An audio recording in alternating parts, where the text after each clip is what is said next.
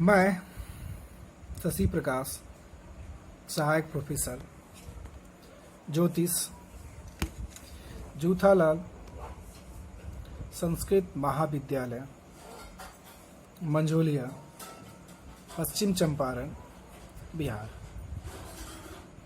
आज हम पिछले पाठ्यक्रम के दरमियान गोल परिभाषा से संबंधित कुछ महत्वपूर्ण बिंदुओं को परिभाषित कर रहे थे, जिसमें कुछ और महत्वपूर्ण बिंदु जो शेष बच गए थे, आज हम उस बिंदुओं पे चर्चा करेंगे और उनको परिभाषित कर आपको समझाने का प्रयास करेंगे।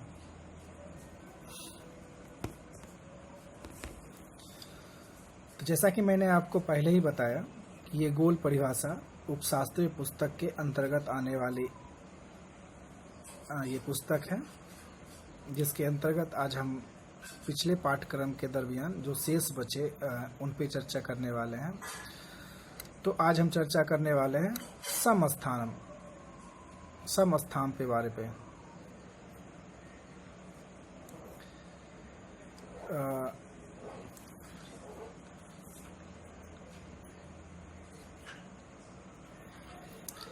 समस्थानम यत्र यामुत्तरे क्षितिजम लग्नम तत्समस्थानम, अर्थात यामोत्तर वृत्त जहाँ क्षितिज वृत्त में स्पर्श करता है उसे समस्थान कहते हैं। समस्थान के बारे में अगर हम लोग बात करें,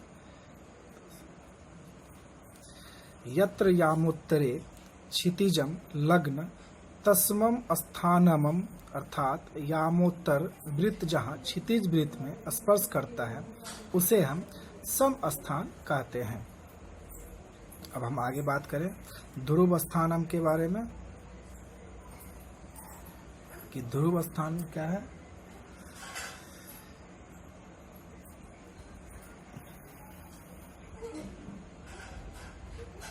गोल गर्भार्थ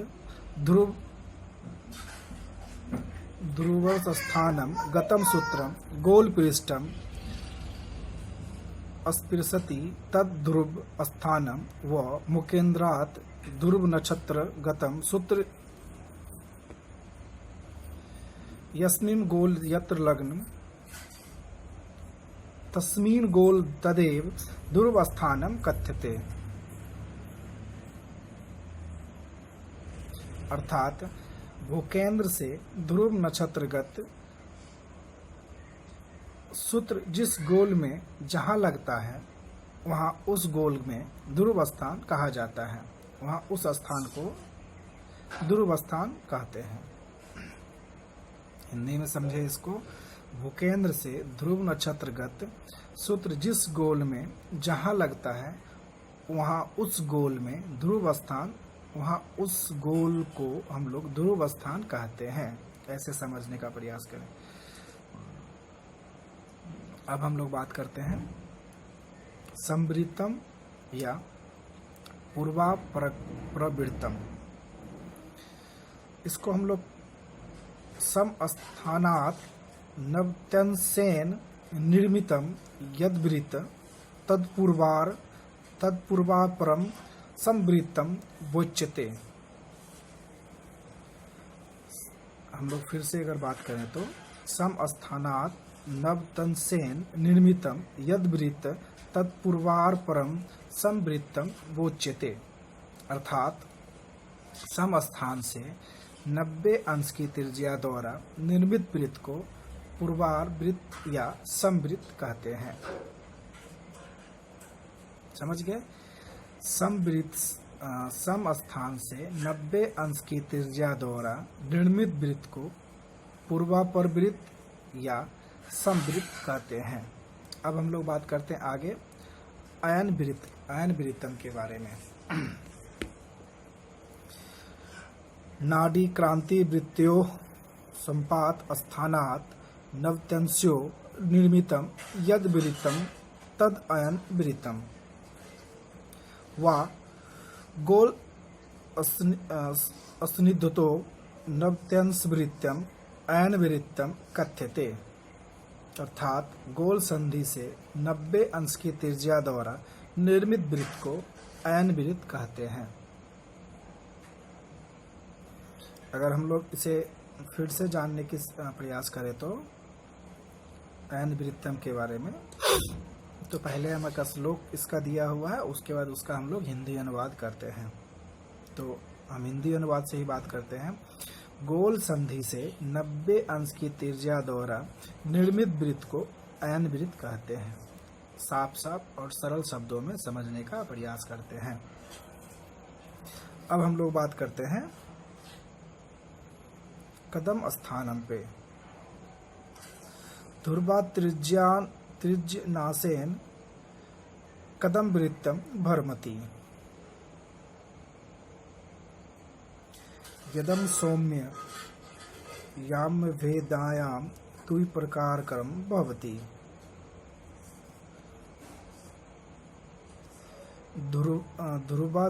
ध्रुवाजीनासेन कदम वृत्तम भरमति।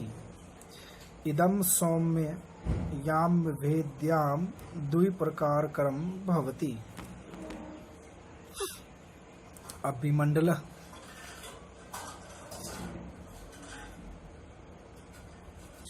कदम स्थानात् नव्यांशन्तरे क्रांतिवृत्त्यं तस्मिन् वृत्ते सूर्यो भ्रमति। अन्यत्र च चंद्र स्वकीयो विमंडले भ्रमति। अन्य ग्रहोपि विमंडले भ्रमति। ये इसका अब हम लोग बात करने वाले हैं मध्य रेखा पे।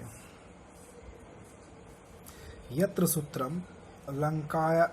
लंकायामयोत्तरम समारम्भे कुरुक्षेत्रादि स्थानम स्पृशनम मेरुपर्वतम प्रतिगच्छति तदेव सूत्रम मध्यरेखा ज्ञेयते।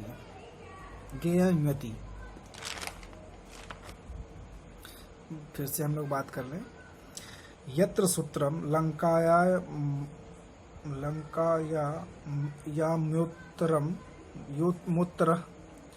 समारम्भे कुरुक्षेत्रादि स्थानाम स्पृशनम मेरुपर्वतम प्रतिगच्छति तदेव सूत्रम मध्यरेखा ज्ञेयते।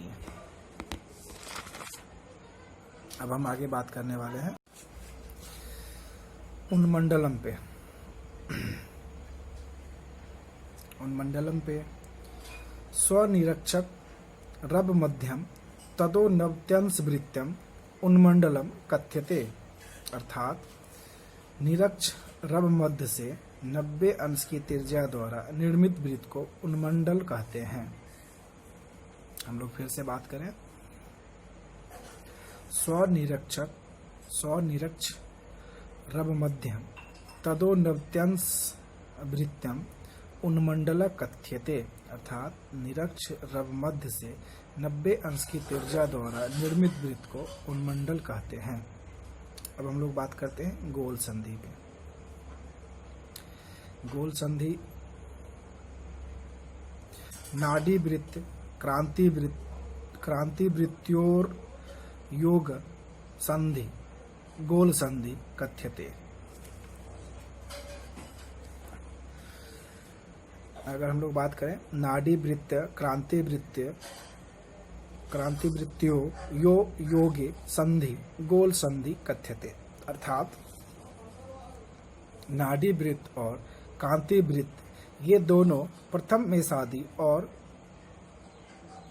दूसरा तुलादि के में योग करता है। अर्थात नाड़ी वृत्त और क्रांति वृत्त ये दोनों प्रथम मेषादि और दूसरा तुलादि में योग करता है।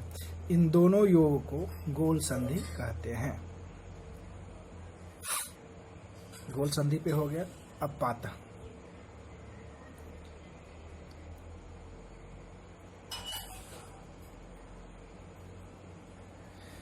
विमण्डलमण्डलयोः सम्पात पात यतुच्यते,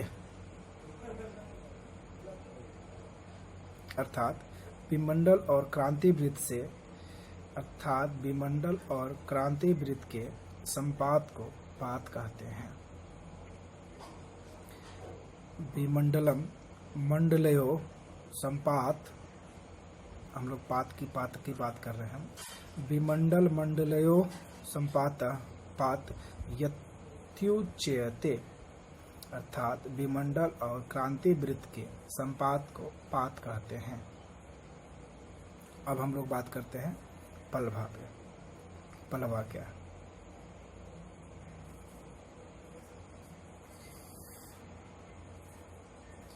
शयान में साधो दिनार्ध ध्वजा या विसुवती छाया सखुल पलभा यदम त्रिषु स्थलेषु स्थाप्य कर्मश 10/3 अंकेन गुणिता चरार्ध मुक्ताद्यति विशुभ दिने दिन रात्रि माने समाने भवत। अत्र शयान मेषादो क्रांतेरपि सुन्नितं भवति। अतः मेषादो पलवा नयनमेव प्रतिपादिकम्। अतः मेषादो पलवा नयनमेव प्रतिपादिताम। ये पलभा से संबंधित कुछ महत्वपूर्ण बिंदु थे। अब हम लोग बात करते हैं अक्षांश के बारे में। समस्थान ध्रुव स्थानांतरेण स्वरब मध्य निरक्ष रब मध्यंतरे च यामयोत्तर वृत्ते अक्षांश इति, अर्थात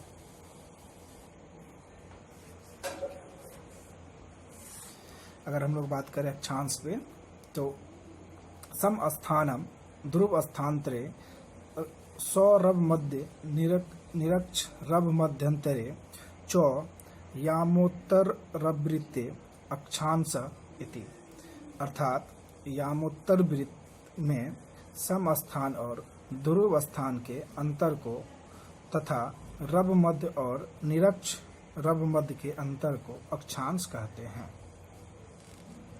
हम लोग फिर समझे, यामोत्तर वृत्त में सम स्थान और ध्रुव स्थान के अंतर को तथा रब मध्य और निरक्ष रब मध्य के अंतर को अक्षांश कहते हैं।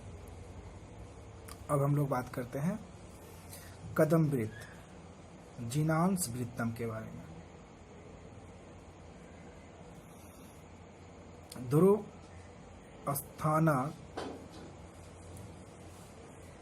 ध्रुव स्थान से 24 अंश की त्रिज्या द्वारा निर्मित वृत्त को कदम वृत्त या जिनांश वृत्त कहते हैं।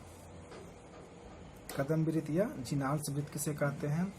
ध्रुव स्थान से 24 अंश की त्रिज्या द्वारा निर्मित वृत्त को कदम वृत्त या जिनांश वृत्त कहते हैं। अब हम लोग बात करते हैं त्रिक्षेप वृत्तम के बारे में। इसको हम लोग कहते हैं लग्न बिंदु से 90 अंश की त्रिज्या द्वारा निर्मित वृत्त को त्रिक्षेप वृत्त कहते हैं। लग्न बिंदु से 90 अंश की त्रिज्या द्वारा निर्मित वृत्त को त्रिक्षेप वृत्त कहते हैं। अब हम लोग बात करते हैं ग्रह गोल।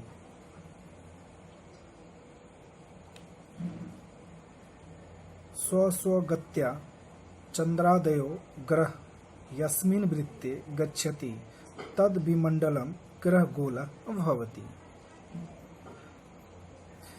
तो ये मैं आपको फिर से ग्रह गोल के बारे में बता दूं। स्वस्वगत्या चंद्रादयो ग्रह यस्मिन् वृत्ते गच्छति तद विमंडलम ग्रह गोल भवति। तो ये ग्रह गोल से संबंधित कुछ महत्वपूर्ण बिंदु थे। जैसा कि मैंने अभी गोल परिभाषा पुस्तक से संबंधित अध्याय 1 से लेकर अध्याय 4 तक में से कुछ महत्वपूर्ण बिंदुओं का चयन किया था, जिन्हें हमने परिभाषित करने का प्रयास किया और आपके समक्ष ये पाठ्यक्रम के माध्यम से हमने आपको बताने का प्रयास किया। तो ये पिछले पाठ्यक्रम में जो हमने आपको जानकारी दी थी, तो अध्याय 1 से लेकर 4 के बीच में जो हमने तैयार किया था उसका आधा भाग हमने बताया था, और आज के जो पाठ्यक्रम में हमने आपको बताया जो शेष बिंदु का परिभाषित करना या जानकारी देना बच गया था, शेष था, उसके बारे में आज हमने आपको ये महत्वपूर्ण जानकारी दी। तो आज हमने आपको गोल परिभाषा पुस्तक से संबंधित अध्याय 1 से लेकर अध्याय 4 तक के कुछ महत्वपूर्ण बिंदुओं का चयनित कर उन्हें परिभाषित करने का एक प्रयास किया, जो आप लोगों के सामने प्रस्तुत है। आप इसका अध्ययन करें और लाभ उठाएं, जो आपके परीक्षा के लिए भी उपयोगी होगा। तब तक के लिए धन्यवाद।